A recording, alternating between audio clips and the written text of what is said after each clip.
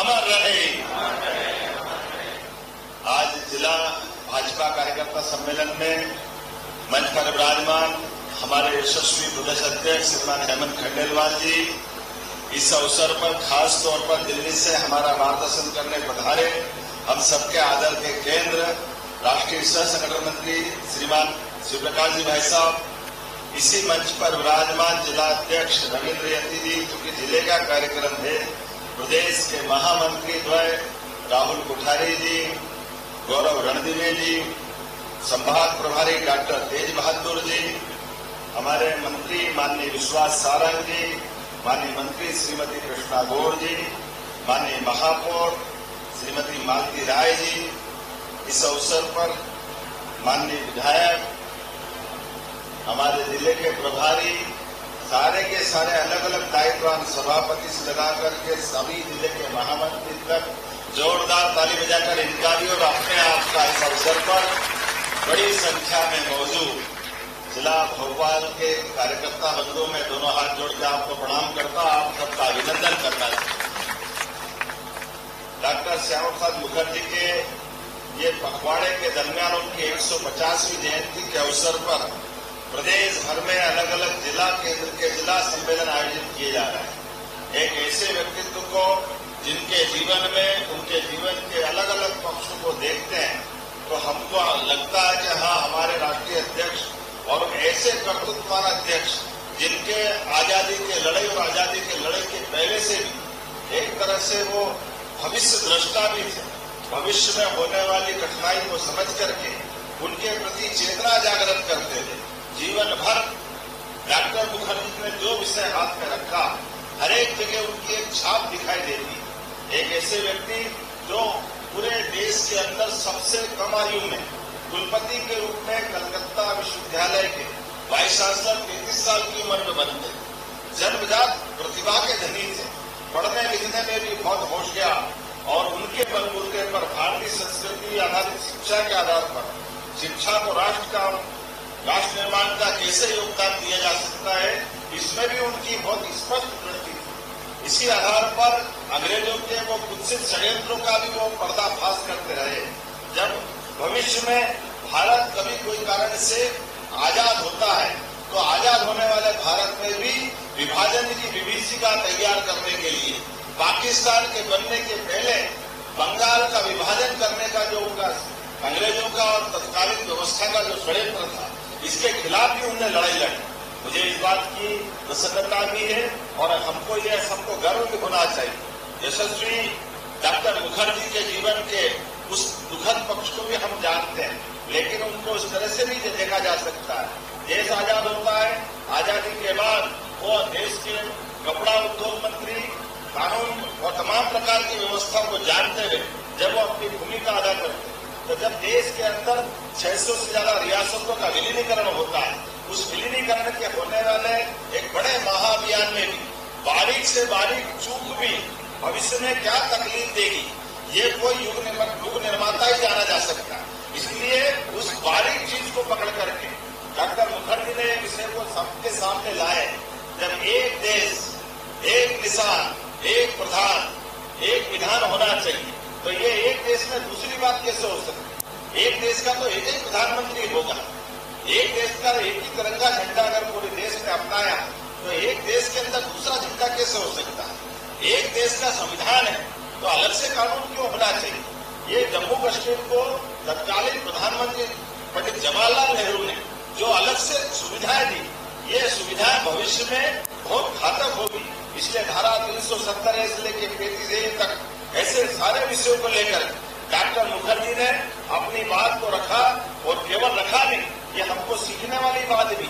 उस समय जब उनके उस विषय को लेकर आगे बढ़े तो उनको समर्थन उस तत्काल सरकार के माध्यम से नहीं मिला, तो अपने उस भारत सरकार के मंत्री पद को लात मान करके सामने खड़े हुए और सामने खड़े होकर के एक नया जनसंघ का दल बनाया और जनसंघ के दल के माध्यम से केवल दल बनाकर नहीं छोड़ा, तो उन्होंने अपने आप को कुर्बान किया।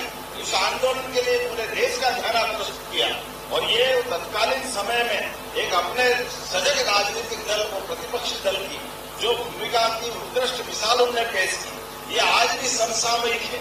एक ऐसे नेता जिनमें भविष्य में होने वाली, और उसी का परिणाम है कि जो धारा 370 लगाई गई, जम्मू कश्मीर में जिस प्रकार के वातावरण का देश ने बाद में कीमत चुकाई, लगभग 40,000 से ज्यादा सैनिक, आम जनता, कश्मीरी पंडित, पूरे देश ने उस दंश को भोगा। केवल देश के कश्मीर में नहीं, बाकी के समय में वहां के आतंकवादियों ने कभी बंबई, कभी दिल्ली, पता नहीं कितने कितने प्रकार से देश भर में ये जो आतंकी घटनाएं हुई, उस सब की जड़ में अगर कोई था तो उसमें वो भाव था जिस गलती के आधार पर कांग्रेस ने धारा 370 लगाने का षड्यंत्र रखा। मुझे इस बात की प्रसन्नता है, 12 वर्ष यशस्वी प्रधानमंत्री नरेंद्र मोदी जी के होने, जोरदार अभिनंदन यशस्वी प्रधानमंत्री नरेंद्र मोदी जी के लिए करें। नरेंद्र मोदी जी की दो भूमिका बहुत महत्व की। एक भूमिका जो हम सब जानते हैं, जनसंघ के समय से हमारा ये विचार था कि धारा 370 किसी दृष्टि से देश के हित में नहीं है, और ये इसका समाधान है, इसका समापन। और उससे बड़ी बात कि देश के अंदर जन जागरण को लेकर के उसी का परिणाम, जैसे मैंने कहा कि धारा 370 का परिणाम रहा कि वो कश्मीर जो ऋषि कश्यप ने स्वर्ग से सुंदर बना करके एक तरह से दुनिया के सामने मोर मुकुट के रूप में भारत माता के आधार पर हम दुनिया में जानते थे, लेकिन कश्मीर के अंदर के हालात ऐसे बिगड़ गए। कश्मीर तो छोड़ो, श्रीनगर के अंदर लाल चौक के अंदर भी अपना राष्ट्रध्वज नहीं फहरा सकते। अपने देश के अंदर स्वतंत्र भारत में अपने राष्ट्रगान नहीं गा सकते, भारत माता की जय नहीं बोल सकते। इतनी तमाम प्रकार की कठिनाइयां उस राज्य के अंदर थी।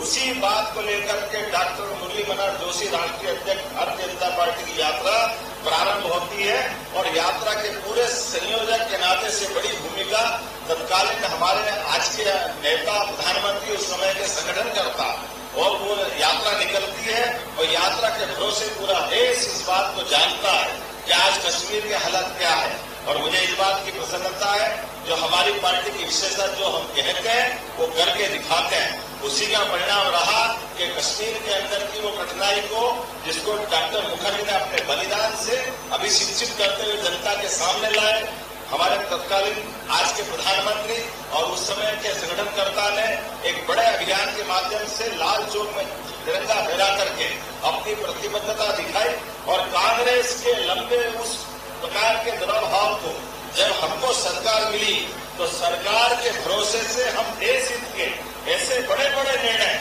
जिस निर्णय के आधार पर हमको आज का ये सरकार का होना ये सौभाग्यवान भी होता और गर्व गौरव का मौका मिलता है। यशस्वी प्रधानमंत्री ने धारा 370 का कलंक मिटाने का काम किया। मैं बधाई देना चाहता हूं आपके माध्यम से देश की जनता और दुनिया के सामने। आज बदलते दौर का भारत जिस प्रकार से अपनी पहचान बना रहा, ये हमारे लिए गर्व गौरव की बात। और न केवल धारा 370 या 35 से आज इस बदलते दौर में बड़ी उपलब्धियां भी हासिल हो रही। मैं आपसे शेयर करना चाहूंगा, हमारे अपने राज्य के अंदर भी यशस्वी प्रधानमंत्री ने हमारी सेना का मनोबल बढ़ाते हुए न केवल देश के अंदर के माहौल को अनुकूल बनाया, सभी प्रकार के विकास के आयामों को खड़ा किया, बल्कि देश के दुश्मनों से निपटने के लिए उनके घर में घुस के मारने का भी रिकॉर्ड अगर कहीं बना है तो मुझे गर्व है हमारे देश की सेना ने माननीय मोदी जी के नेतृत्व बनाया। चाहे ऑपरेशन सिंदूर हो, चाहे सर्जिकल स्ट्राइक हो, प्रत्येक अभियान हमको गर्व और गौरव दिलाने वाला। और उसी के साथ साथ इतने प्रकार से बदलाव आए 2014 के पहले और 14 के बाद। अगर अपने यहाँ से रक्षा उत्पादन की बात करें, भारत के आर्थिक रूप से संपन्नता की बात करें, कितना बदलाव आया। आज मुझे गर्व है कि आज लगभग भारत के अंदर बनने वाले उत्पादों के भरोसे से 90 से ज्यादा देशों में हम रक्षा उत्पाद को निर्यात कर रहे हैं। ये माननीय मोदी जी का संकल्प का परिणाम है। देश का माहौल बदला। आज हमारे पास सभी प्रकार की सेना के अस्त्र, सभी प्रकार के संसाधनों के बलबूते पर। और मुझे इस बात की और प्रसन्नता है जब आज हम यहाँ उनका सम्मेलन डॉक्टर मुखर्जी के नाम पे कर रहे हैं तो मध्य प्रदेश भी करवट ले रहा है। रक्षा संस्थान के माध्यम से अब मध्य प्रदेश में भी मिसाइल बनेगी। एक नए बड़े अभियान का भूमि पूजन करने मैं अपने प्रदेश के अंदर शिवपुरी में करने जा रहा हूँ। ये हमारे राज्य के अंदर भी विदेश की लगभग 10,000 करोड़ से ज्यादा। और कौन से बड़े बड़े देश ऐसी नहीं जो हमारे माननीय प्रधानमंत्री के माध्यम से हमारे राज्यों में निवेश करने आ रहे हैं। अकेले मध्य प्रदेश में भी America, England, Germany, Japan, Indonesia समेत ऐसे कई देशों ने अब मध्य प्रदेश में भी निवेश किया। 10 लाख करोड़ से ज्यादा का निवेश हमारे राज्य के अंदर हुआ। अकेले 6 महीने के अंदर 86,000 करोड़ के निवेश के प्रस्ताव हमने 1 जनवरी 2026 से लेकर 30 जून तक 166 लोगों को भूमि दे करके अपनी प्रतिबद्धता दिखाई कि मध्य प्रदेश अब बदल के खड़ा हुआ है, मध्य प्रदेश आगे बढ़ रहा है। अभी कभी यहाँ अपने भोपाल के अंदर भी जैसा हमने कन्वेंशन सेंटर दिल्ली में देखा भारत मंडपम, ऐसे ही कन्वेंशन सेंटर अब अपना भी भोपाल में भी बनेगा।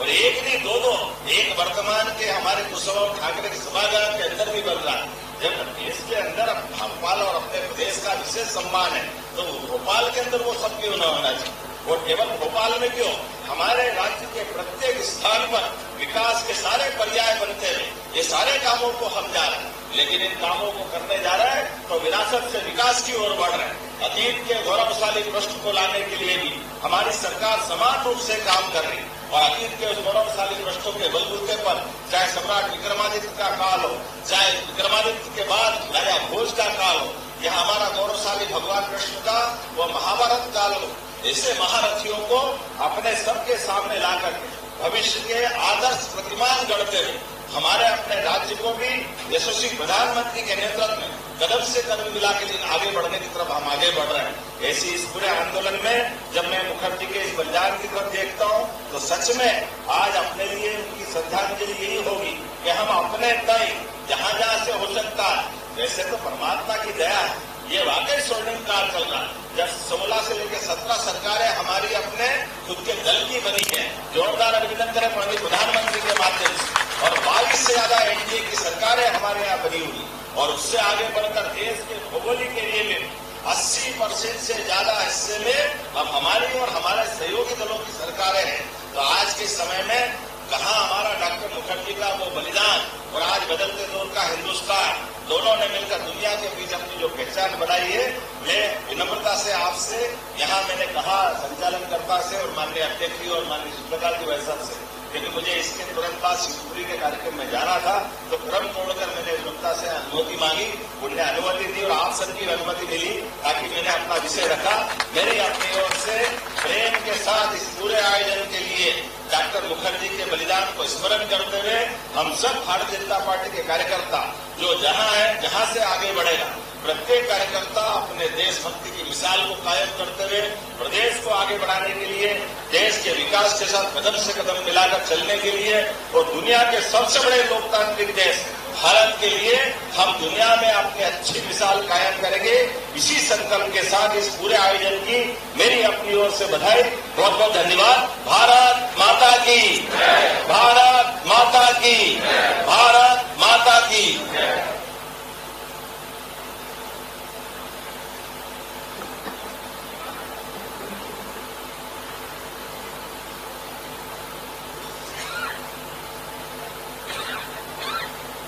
भारत माता की। हम सभी जोरदार तालियों से मुख्यमंत्री जी का अभिवादन करते हैं, धन्यवाद देते हैं। 33 साल की उम्र में कलकत्ता विश्वविद्यालय का कुलपति बनना, चितरंजन में रेल इंजन के उद्योग का शुरुआत करना, भिलाई में स्टील प्लांट के उद्योग की शुरुआत करना, ऐसे सैकड़ों कार्य जो भारत के विकास के मील के पत्थर बने, डॉक्टर साहब मुखर्जी जी के उद्योग मंत्री रहते हुए ये सब कार्य प्रारंभ हुए थे। आज मैं सम्मानीय मंच को बताना चाहता हूं कि जिले के समस्त पदाधिकारी, मंडल के पदाधिकारी, शक्ति केंद्र के जो पंच परमेश्वर है आज इस बैठक में उपस्थित हैं, और हम सबका सौभाग्य कि हम जिनको सुनने जा रहे हैं वो हमारे जीवन में बहुत आवश्यक है। जो भाई साहब विषय रखते हैं वो एक कार्यकर्ता के रखते, कार्यकर्ता के निर्माण के लिए रखते हैं। और आज मेरे भोपाल जिले का सौभाग्य, हम सभी कार्यकर्ताओं का सौभाग्य कि भारतीय